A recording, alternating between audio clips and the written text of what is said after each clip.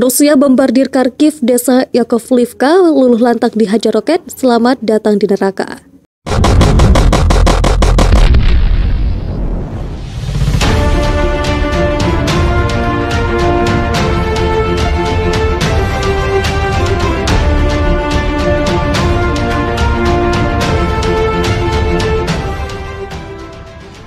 Agresi Rusia terhadap Ukraina terus berlanjut, memasuki hari ke-10, Sabtu 5 Maret 2022. Sejak serangan pertama pada 24 Februari lalu, pasukan Rusia sudah menguasai beberapa wilayah di Ukraina, namun belum bisa menembus jantung pertahanan di Kiev.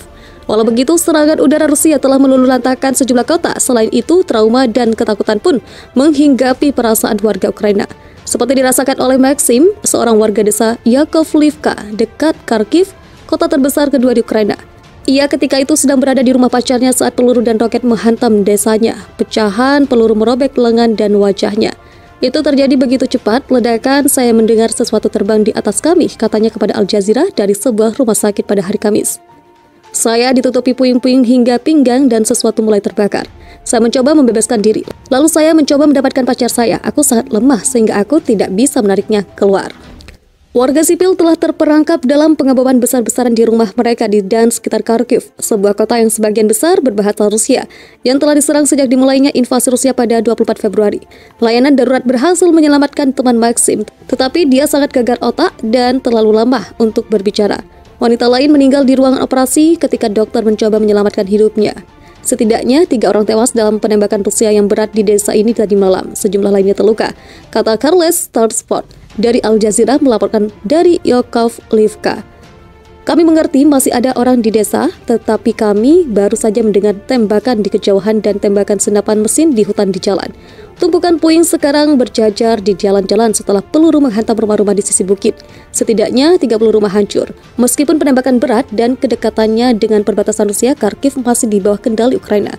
Pihak berwenang Ukraina mengatakan penembakan membabi buta pada hari Rabu telah menggebrak sepanjang malam daerah perumahan di Kharkiv yang sedang diselidiki oleh jaksa PBB sebagai kemungkinan kejahatan perang.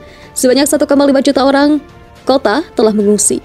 Seorang wanita di rumah sakit mengatakan kepada Al Jazeera bahwa tentara Rusia membiarkan keluarganya melarikan diri, tetapi ketika mereka pergi, sebuah peluru menembus tangan suaminya. Mengapa mereka memberitahu kami bahwa semuanya akan baik-baik saja? Kenapa tidak ada evakuasi? Katanya tertekan. Ribuan mobil yang dipenuhi keluarga yang ketakutan melarikan diri ke selatan dari Kharkiv. Banyak mobil memiliki tanda yang ditempel di kaca depan bertuliskan anak-anak dalam upaya putus asa untuk melindungi mereka yang ada di dalam. Kami meninggalkan segalanya di belakang kami. Kami telah mencoba selama 5 hari untuk keluar, tetapi tidak bisa keluar karena pengeboman.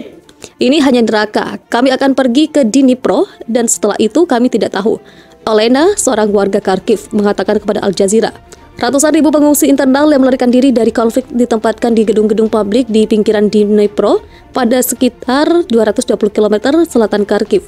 Hoda Abdul Hamid dari Al Jazeera melaporkan dari sekolah umum yang digunakan sebagai tempat penampungan sementara, mengatakan banyak yang melarikan diri dari Kharkiv dan Mariupol di Tenggara, serta wilayah Donbas telah tiba di fasilitas itu. Mereka akan segera melanjutkan perjalanan untuk mencoba dan mencapai perbatasan terdekat.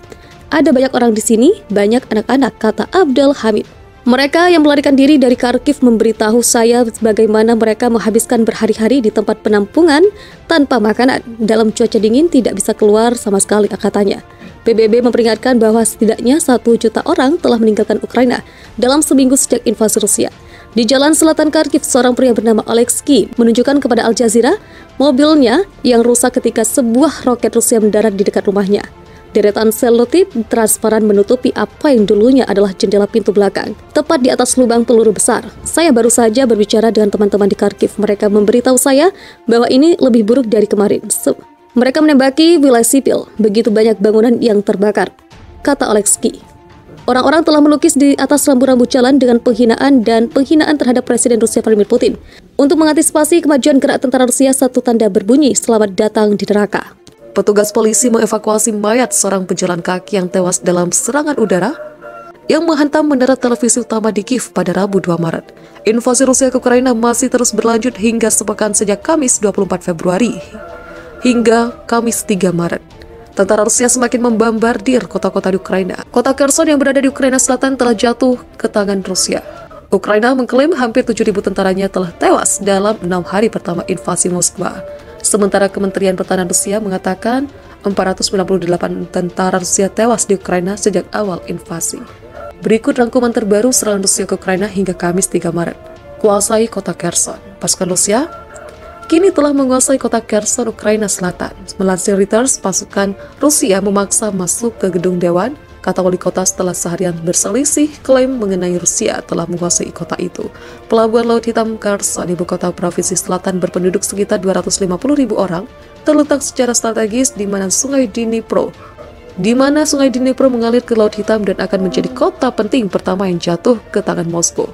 Kementerian Pertahanan Rusia mengatakan pada Rabu pagi bahwa mereka telah menangkap Kherson, tetapi beberapa jam kemudian seorang penasihat Presiden Volodymyr Zelensky menanggapi bahwa pihak Ukraina terus mempertahankan lokasi tersebut. Rabu malam, wali kota Igor Kalikayev mengatakan pasukan Rusia telah menguasai kota dan berada di jalan-jalan. Dia meminta warga sipil untuk berhati-hati dan tidak keluar rumah. Rusia menyebut tindakannya di Ukraina sebagai operasi khusus yang tidak dirancang untuk menduduki wilayah, tetapi untuk menghancurkan kemampuan militer tetangganya dan menangkap apa yang dianggapnya sebagai nasionalis berbahaya. Rusia membantah menargetkan warga sipil. Dialog kedua dilakukan hari ini. Ukraina dan Rusia akan melakukan dialog lagi pada 3 Maret. Diberitakan Reuters, delegasi Rusia telah berangkat untuk pembicaraan putaran kedua dengan Rusia, kata penasihat Presiden Ukraina Mikhailo Podolyak. Sebelumnya, kantor berita Rusia melaporkan bahwa perundingan Rusia mengharapkan pejabat Ukraina tiba di Belarus untuk mulai putaran negosiasi perdamaian berikutnya pada Kamis pagi waktu setempat. Setelah hampir seminggu, Rusia belum mencapai setujuannya untuk menggulingkan pemerintah Ukraina. Menurut layanan darurat Ukraina, pasukan Putin telah menewaskan lebih dari 2.000 warga sipil dan menghancurkan rumah sakit, taman kanak-kanak, dan rumah. Lebih dari 870.000 orang telah meninggalkan Ukraina sejak pertempuran dimulai, sebagian besar menyeberang ke Polandia dan Rumania. Pengadilan Dunia mulai usut kejahatan Rusia. Jaksa Pengadilan Kriminal Internasional mengatakan akan segera membuka penyelidikan atas dakwaan kejahatan perang yang dilakukan di Ukraina. Penyelidikan aktif secara resmi dimulai di Ukraina setelah menerima rujukan dari 39 negara pihak, cuit Jaksa Karim Khan. Rujukan oleh negara-negara anggota mempercepat penyelidikan karena memungkinkan jaksa tidak perlu meminta persetujuan pengadilan di Den Haag, memangkas waktu berbulan-bulan dari proses. Kantor kerjasama saat mulai mengumpulkan bukti untuk setiap tuduhan kejahatan perang di masa lalu dan sekarang kejahatan terhadap kemanusiaan atau genosida yang dilakukan di bagian manapun di wilayah Ukraina oleh siapapun, katakan dalam sebuah pernyataan. Serangan di Mariupol. Wakil Wali Kota Mariupol, Serhiy Orlov, menggambarkan situasi seperti bencana kemanusiaan setelah lebih dari 15 jam penembakan terus-menerus. Kota pelabuhan Mariupol yang strategis dan penting di Laut Azov juga dilaporkan dikelilingi oleh pasukan Rusia. Kami bahkan tidak bisa membawa yang terluka dari jalanan dari apartemen karena penembakan tidak berhenti, kata wali kotanya.